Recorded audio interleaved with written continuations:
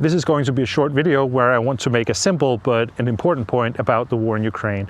And it's something that I think most people already know or will find intuitive, but if you look at the news coverage, then there is a wave of stories right now where it's as if the media have forgotten about it. And that point is that it's a war of attrition and that we therefore have to be clear about what attrition means. So let's talk about it.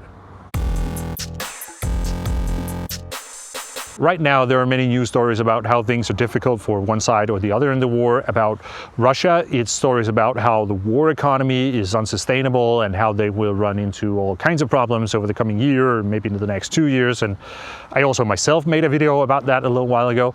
And about Ukraine, it's more stories about how they are struggling on the front line and they're not getting the supplies they need, and there is a manpower shortage, and the number of deserters is growing, and how people in Ukraine are just tired of the war and experiencing war fatigue. So there are sort of two slightly different angles to the question of the war being really hard, and some of it is due to the fact that Ukraine and Russia are just two very different countries in different positions, and the war is affecting them differently. But I think a lot of it is also the result of Western journalists just having more access to Ukrainian society than to Russian society. So Western journalists can get more personal stories because they can travel to Ukraine, they can talk to real Ukrainians, they can go to the front line, they can talk to Ukrainian soldiers. So the stories they get will be more personal in that way because they can't do that on the Russian side. So when they make stories about Russia, they will necessarily have to be based on more on what experts say and what sort of the stories they can get out of the economic figures. But there are a lot of stories right now about how one side or the other is really struggling and whether the war is sustainable for that side in the long run.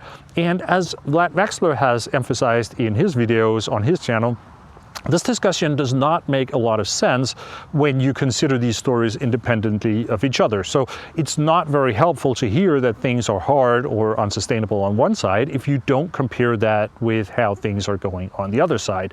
So the point I want to make here is that we have to remember that this is a war of attrition, because I think that is a point that is a bit forgotten in all these news stories about how things are hard on one side or the other.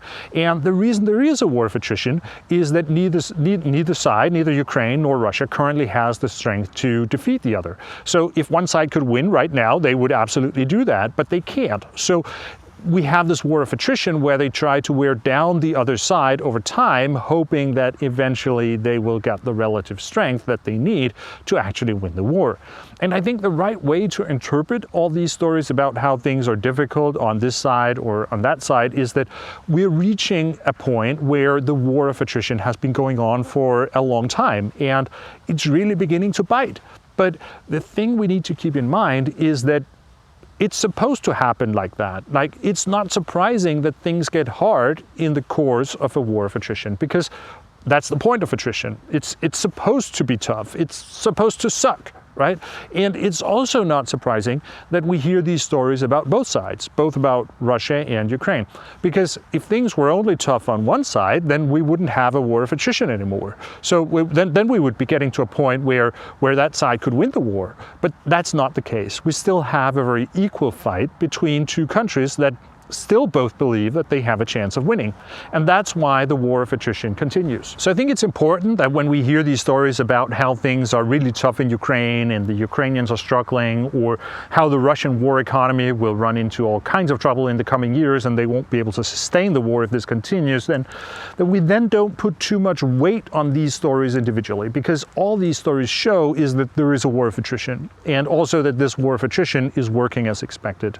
And also, it's important to note that just because things are starting to get tough, that also doesn't mean that the war is about to end. Like, it means that we're so far into the war of attrition that things are tough, but it does not mean that things are necessarily tougher in one country than the other, or that we are getting close to the point where one side will get the upper hand. So my recommendation would be that when we read these stories about how things are tough, that we then should mostly take them as a reminder that war is tough in general, and also that the worst is probably still ahead.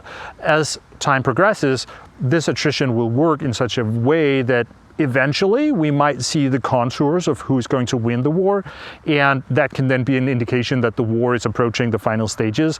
But for the time being, we should just expect to see more and more stories about how things are getting worse in both Russia and in Ukraine, because that's a feature of the war. It's just how things work. And at this stage in the war, it does not mean that the country that the story is about to lose the war.